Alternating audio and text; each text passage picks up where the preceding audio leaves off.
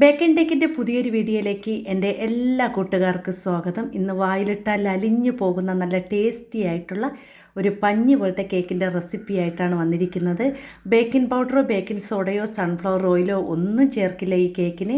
അപ്പം നിങ്ങൾ ചെയ്യേണ്ട വീഡിയോ സ്കിപ്പ് ചെയ്യാതെ കാണുക. ഇഷ്ടപ്പെടുകയാണെങ്കിൽ ലൈക്കും സപ്പോർട്ടും ചെയ്യുക. വീഡിയോ ഫുള്ള് കണ്ടാൽ മാത്രമേ അതിൽ ചേർക്കുന്ന കാര്യങ്ങളെല്ലാം കൃത്യമായിട്ട് മനസ്സിലാക്കാൻ പറ്റൂ. ആദ്യം നമുക്ക് ഇതിന് വേണ്ടിയുള്ള ഡ്രൈ ഇൻഗ്രീഡിയൻസ് ചേർക്കാം. എല്ലാവരും ചിലപ്പോൾ ഗ്രാം അളവ്, കപ്പ് അളവ് ഇങ്ങനെയൊക്കെ പലരും കേൾക്കുന്നുണ്ട് കേട്ടോ. അപ്പോൾ ഞാനതാ ഇവിടെ ഗ്രാം അളവ് പറയുകയാണെങ്കിൽ ഒരു 62 ഗ്രാം വരും കേട്ടോ. 60 ഗ്രാമാണ്, പക്ഷെ നമ്മൾ അളന്നൊക്കെ എടുക്കുമ്പോൾ ഒരു 62 ഗ്രാം വരും.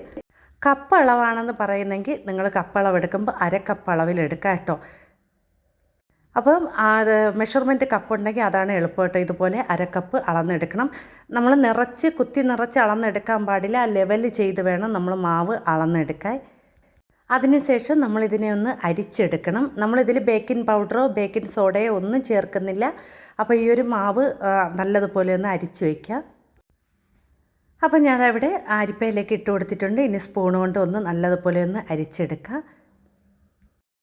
ഇനി ഈ ഒരു കേക്കിന് നമ്മൾ എടുക്കുന്നത് 3 മുട്ടയാണ്. അപ്പോൾ അരക്കപ്പ് മാവിന് 3 മുട്ടയാണ് എടുക്കുന്നത്.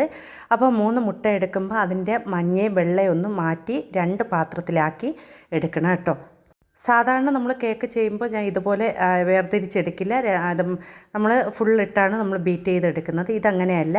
നമ്മൾ അതിൻ്റെ വൈറ്റ് ഒരു പാത്രത്തിലും അതിൻ്റെ യെല്ലോ വേറൊരു പാത്രത്തിലും ആക്കിയെടുക്കാം കേട്ടോ. എടുക്കുമ്പോൾ സൂക്ഷിച്ചെടുക്കണം. നമ്മൾ അതിൽ മഞ്ഞ വിഴാതെ നോക്കി പതുക്കെ എടുക്കുക കേട്ടോ. ഞാൻ ഇതുപോലെ ഒഴിച്ചിട്ട് കയ്യിലാണ് ഒന്ന് ഒഴിച്ച് അതിൻ്റെ വെള്ളം എല്ലാം അതിലാക്കിയിട്ടാണ് നമ്മൾ ഇപ്പുറത്തോട്ട് ഒരു പാത്രത്തിൽ മാറ്റുന്നത്. ഇതേപോലെ തന്നെ 3 മുട്ടയും ഞാൻ 2 മാറ്റിയെടുക്കുന്നുണ്ട്. അതിനുശേഷം നമുക്ക് ഈ 3 മുട്ടയാക്കിയ ശേഷം ഒന്ന് മാറ്റി വയ്ക്കാം. ഇനി ഇതിലേക്ക് നമ്മൾ ചേർക്കുന്ന ഒരു കാര്യം കൂടെ ഉണ്ട്. ഞാൻ ഇവിടെ പാലാണ് എടുത്തിരിക്കുന്നത്. 50 ml പാലാണ് ഞാൻ ഇവിടെ എടുത്തിരിക്കുന്നത്. അതിലേക്ക് 50 ഗ്രാം ബട്ടറും കൂടി ചേർത്ത് കൊടുക്കുന്നുണ്ട്. 50 ml പാലും 50 ഗ്രാം ബട്ടറും ചേർത്ത് നല്ലതുപോലെ ചൂടാക്കിയിട്ട് നമ്മൾ എടുത്തു വെച്ച ആ ഒരു മൈദ മാവിലേക്ക് ഒഴിച്ച് കൊടുത്തൊന്ന് മിക്സ് ചെയ്യാണ്. ആ വീഡിയോ വിട്ടുപോയതാണ് കേട്ടോ. ഞാൻ ഓണമെന്ന് പറഞ്ഞുകൊണ്ടാണ് ചെയ്തത്. അപ്പോൾ നമ്മൾ എടുത്തു വെച്ചിരിക്കുന്ന മൈദ മാവിലേക്ക് പാലും അതുപോലെ തന്നെ ബട്ടറും കൂടി നമ്മൾ ചൂടാക്കിയത് ഒഴിച്ച് കൊടുത്ത് ഒന്ന് മിക്സ് ചെയ്തതിന് ശേഷം നമ്മൾ നേരത്തെ എടുത്ത് വെച്ചിരിക്കുന്ന ആ ഒരു മഞ്ഞയില്ലേ, മുട്ടയുടെ മഞ്ഞയും കൂടി അതിലേക്ക് മിക്സ് ചെയ്തെടുക്കാം. കട്ടകളില്ലാതെ നല്ലതുപോലെ പതുക്കെ ഒന്ന് മിക്സ് ചെയ്തെടുക്കാം. ഇത് മിക്സ് ചെയ്യുമ്പോൾ നിങ്ങൾക്ക് കട്ടിയാണെന്ന് തോന്നിക്കഴിഞ്ഞാൽ ഒരു 2 സ്പൂൺ അളവിൽ ചെറു ചൂട് പാലും കൂടി ചേർത്ത് കൊടുക്കുക കേട്ടോ. അതിനുശേഷം ഞാൻ ഇതിലേക്ക് 1/2 ടീസ്പൂൺ അളവിൽ വാനില എസൻസ് കൂടി ചേർത്ത് കൊടുക്കുന്നുണ്ട്. നമ്മൾ മിക്സ് ചെയ്യുമ്പോൾ തന്നെ വാനില എസൻസ് ചേർത്ത് കൊടുക്കണേ. അപ്പോൾ എൻ്റെ അടുത്ത് 2-3 പേരൊക്കെ ആയിട്ട് മുട്ടയുടെ സ്മെല്ല് വരുന്ന എന്താണെന്ന് പറയും. നമ്മൾ മുട്ട ബീറ്റ് ചെയ്യുമ്പോൾ തന്നെ വാനില എസൻസ് ചേർത്ത് കൊടുക്കുക. അല്ലാതെ പകുതി ആയ ശേഷം അല്ല ചേർത്ത് കൊടുക്കേണ്ട. നമ്മൾ എപ്പോഴും മുട്ട ബീറ്റ് ചെയ്യുമ്പോഴും ആ ഒരു വാനില എസൻസ് ചേർത്ത് കൊടുക്കുക കേട്ടോ. ഇനി അടുത്ത് നമ്മൾ ചേർത്ത് കൊടുക്കുന്നത് മുട്ടയുടെ വെള്ളം ഒന്ന് പതപ്പിച്ചെടുക്കുകയാണ് ചെയ്യുന്നത്. അതിനുവേണ്ടി ഞാൻ ഇവിടെ മുട്ടയുടെ വെള്ളയിലേക്ക് അരക്കപ്പ് അളവിൽ പഞ്ചസാര ചേർത്ത് ഒന്ന് ബീറ്റ് ചെയ്തെടുക്കുകയാണ്. ബീറ്റ് ചെയ്യുമ്പോൾ നല്ല സ്പീഡ് കൂട്ടി തന്നെ ബീറ്റ് ചെയ്ത് കൊടുക്കാം. നല്ല ഫ്ലഫി ആവുന്നത് വരെ മുട്ടയുടെ വെള്ളം നല്ലതുപോലെ ബീറ്റ് ചെയ്തെടുക്കണം. പെട്ടെന്ന് തന്നെ ബീറ്റ് ചെയ്തെടുക്കാൻ പറ്റും. ഇതുപോലെ നല്ല ഫ്ലഫി ആയി വരുന്നത് വരെ ബീറ്റ് ചെയ്തെടുക്കണം. അപ്പോൾ ഇതുപോലത്തെ കേക്കൊക്കെ തയ്യാറാക്കി എടുക്കുകയാണെങ്കിൽ നമുക്ക് ഹാൻഡ് ബീറ്റർ ഉണ്ടെങ്കിൽ മാത്രമേ പറ്റുള്ളൂ കേട്ടോ. കാരണം നമുക്ക് വിസ്ക് ഉപയോഗിച്ച് ഇതുപോലെ പതപ്പിച്ചിരിക്കാൻ പറ്റില്ല. മുട്ട നല്ലതായിട്ട് ബീറ്റ് ചെയ്ത് വരുമ്പോൾ ഇതിലേക്ക് ഒരു തുള്ളി വാനില എസൻസ് കൂടി ചേർത്ത് നല്ലതുപോലെ ബീറ്റ് ചെയ്തെടുക്കുക. അപ്പോൾ നല്ലതുപോലെ ബീറ്റ് ചെയ്തതിന് ശേഷം നമ്മളിതിലേക്ക് ചേർത്ത് കൊടുക്കുന്നത് നേരത്തെ തയ്യാറാക്കി വെച്ചിരിക്കുന്ന ആ ഒരു മുട്ടയുടെ മഞ്ഞയും അതുപോലെ തന്നെ മൈദമാവൊക്കെ മിക്സ് ചെയ്ത് വെച്ചിരിക്കുന്നത് കുറച്ച് വീതം ചേർത്ത് ഇതിലേക്ക് മിക്സ് ചെയ്ത് കൊടുക്കുക. ഇതിലേക്ക് ചേർക്കുമ്പോൾ പ്രത്യേകം ശ്രദ്ധിക്കേണ്ടത് എല്ലാം കൂടി ഒന്നിച്ച് ഒഴിച്ചെടുക്കരുത്. ഇതേപോലെ കുറച്ച് വീതം ചേർത്ത് വേണം മിക്സ് ചെയ്തെടുക്കുക. മിക്സ് ചെയ്യുമ്പോഴും നമ്മൾ ശ്രദ്ധിക്കേണ്ടതുണ്ട്. പതുക്കെ വിസ്ക് ഉപയോഗിച്ച് പതുക്കെ ഒന്ന് ഫോൾഡ് ചെയ്ത് കൊടുക്കുക കേട്ടോ. കാരണം നമ്മൾ ആ പതപ്പിച്ച ആ ഒരു മുട്ട താഴ്ന്നു പോകാതെ പതുക്കെ വേണം നമ്മളിത് ബീറ്റ് ചെയ്ത് കൊടുക്കാൻ. നമ്മൾ സ്പീഡ് ബീറ്റ് ചെയ്യുമ്പോൾ ആ ഒരു മുട്ട പതഞ്ഞതൊക്കെ മാറി കേക്ക് ഒട്ടും തന്നെ സ്പോഞ്ചായി കിട്ടില്ല.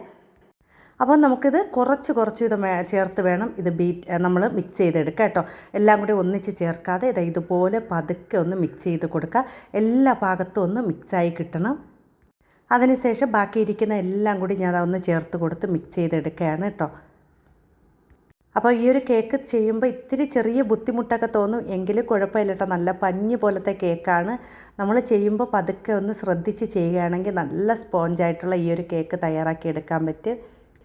അപ്പം ഞാൻ ഇവിടെ എല്ലാം ഒന്ന് മിക്സ് ചെയ്തെടുത്തിട്ടുണ്ട്. കണ്ട ഒട്ടും തന്നെ താഴ്ന്നു പോകാതെ നല്ല ഫ്ലഫി ആയിട്ടിരിക്കുന്നത് പോലെ നമ്മൾ മിക്സ് ചെയ്തെടുത്തിട്ടുണ്ട്.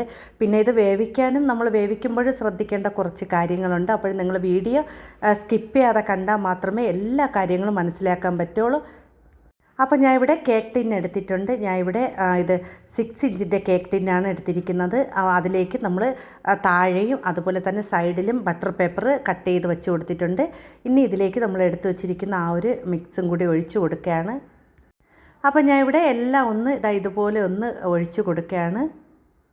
അതിനുശേഷം 2-3 പ്രാവശ്യം ഒന്ന് പതുക്കെ ഒന്ന് ടാപ്പ് ചെയ്ത് കൊടുക്കുക. അതിൻ്റെ എയർ ബബിൾസൊക്കെ ഒന്ന് പോകാൻ വേണ്ടിയാണ്. ഇനി നമ്മൾ വേവിക്കുമ്പോൾ ശ്രദ്ധിക്കേണ്ട കാര്യം, ഇതുപോലത്തെ ഒരു കേക്ക് ടിൻ എടുക്കുക, വലിയ കേക്ക് ടിൻ എടുക്കുക. അതിലേക്ക് നല്ല തിളച്ച വെള്ളം ഒഴിച്ചു കൊടുക്കുക. അല്ലെങ്കിൽ നിങ്ങൾ കേക്ക് വച്ച ശേഷം സൈഡിൽ ഒഴിച്ചു കൊടുത്താലും മതി. ഞാൻ ഇപ്പം എളുപ്പത്തിനാണ് ഇത് ഇങ്ങനെ ഒഴിച്ചു കൊടുക്കുന്നത്. അതിനുശേഷം നമ്മൾ എടുത്തു വച്ചിരിക്കുന്ന കേക്കിൻ്റെ ബാറ്റർ ഇതിലേക്ക് ഇറക്കി വെച്ച് കൊടുക്കുക. അപ്പോൾ ഞാൻ ഇത് വച്ചപ്പോൾ ചെറിയ തുള്ളിയായിട്ട് ഈ അടിയിലുള്ള പാത്രത്തിൽ നിന്ന് വെള്ളം വീഴുന്നുണ്ട്. അതുകൊണ്ട് ഞാൻ അതിൻ്റെ നമുക്ക് ആ ഓവനിൽ വെക്കുന്ന ആ ഒരു ട്രേയിലാണ് നമ്മളിത് വെച്ച് കൊടുത്ത് വേവിച്ചെടുത്തത്. അപ്പോൾ 150 ഡിഗ്രിയിൽ 10 മിനിറ്റ് ഫ്രീ ഹീറ്റ് ചെയ്ത ഓവനിലേക്ക് 150 ഡിഗ്രിയിൽ 1 മണിക്കൂർ വേവിച്ചെടുത്ത കേക്കാണ് കേട്ടോ. 1 മണിക്കൂർ വേവിച്ചെടുത്ത കേക്കാണിത്. അപ്പോൾ ഞാൻ ആ വെള്ളം പോകുന്നത് കൊണ്ടാണ് ഞാൻ ഈ ഒരു ട്രേയും കൂടെ വെച്ചാണ് വേവിച്ചെടുത്തത് കേട്ടോ. ഇനി നല്ലതുപോലെ തണുത്ത ശേഷം മാത്രമേ ഈ കേക്ക് കട്ട് ചെയ്യാൻ പാടുള്ളൂ. അതിനു മുമ്പേ എടുത്ത് കട്ട് ചെയ്തൊന്നും ചെയ്ത് കളയില്ലേ. നല്ല ചൂടാണ്, നല്ലതുപോലെ തണുക്കട്ടെ. അതിന് ശേഷം നമുക്ക് കട്ട് ചെയ്ത് നോക്കാം. അപ്പം തൊടുമ്പോൾ തന്നെ അറിയാം നല്ല പഞ്ഞി പോലത്തെ കേക്കാണ് കേട്ടോ. നല്ല പഞ്ഞി എന്ന് പറഞ്ഞാൽ നല്ല പഞ്ഞി പോലത്തെ കേക്കാണ്. ഇനി ഞാൻ ഇതൊന്ന് നമുക്കൊരു വേറൊരു പാത്രത്തിലേക്കൊന്ന് മാറ്റി വയ്ക്കാം കേട്ടോ. അപ്പോൾ ഞാനവിടെ കേക്ക് ഇതുപോലെ അതിൻ്റെ ബട്ടർ പേപ്പറൊക്കെ ഒന്ന് മാറ്റി എടുക്കുകയാണ് കേട്ടോ. നല്ല പഞ്ഞി പോലത്തെ കേക്കാണ്. നമ്മൾ കൈ തൊട്ടപ്പോൾ തന്നെ അതൊക്കെ നല്ല സ്പോഞ്ച് പോലെ ഇതായിട്ടിരിക്കുകയാണ് കേട്ടോ. നല്ല പഞ്ഞി പോലത്തെ കേക്കാണ്. ഒട്ടും തന്നെ അത് കരിയെ ഒന്നും ചെയ്യില്ല. കണ്ടോ, നല്ല പഞ്ഞി പോലെയാണ് ഇരിക്കുന്നത്. ഇനി നമുക്കിത് ഒരു പാത്രത്തിലേക്ക് തിരിച്ച് വെച്ച് കൊടുക്കാം കേട്ടോ. അപ്പോൾ നമ്മൾ തൊട്ട ഭാഗമൊക്കെ അത്രയും സ്പോഞ്ചായിട്ടാണ് ഇരിക്കുന്നത് കേട്ടോ. ഇനി നമുക്കിത് കട്ട് ചെയ്ത് നോക്കാം. നിങ്ങൾക്ക് കാണുമ്പോൾ തന്നെ അറിയാം നല്ല പഞ്ഞിയാണ്. നമുക്ക് വായിലിട്ടാൽ അലിഞ്ഞു പോകുന്ന ഒരു കേക്കാണ് കേട്ടോ. അത്ര ടേസ്റ്റാണ്. അപ്പം നിങ്ങളെല്ലാവരും ഇത് ഒരിക്കലെങ്കിലും തയ്യാറാക്കി നോക്കണം കേട്ടോ. എങ്കിൽ മാത്രമേ നമുക്ക് അതിൻ്റെ ടേസ്റ്റൊക്കെ നമുക്ക് അറിയാൻ പറ്റുള്ളൂ. നമ്മൾ വീഡിയോയിൽ കാണുന്നത് പോലെ തന്നെ ചെയ്ത് നോക്കണം കേട്ടോ. അപ്പോൾ ഒട്ടും തന്നെ ഇത് തെറ്റ് പറ്റാതെ തന്നെ നമുക്ക് നല്ല രീതിയിൽ ചെയ്തെടുക്കാൻ പറ്റും.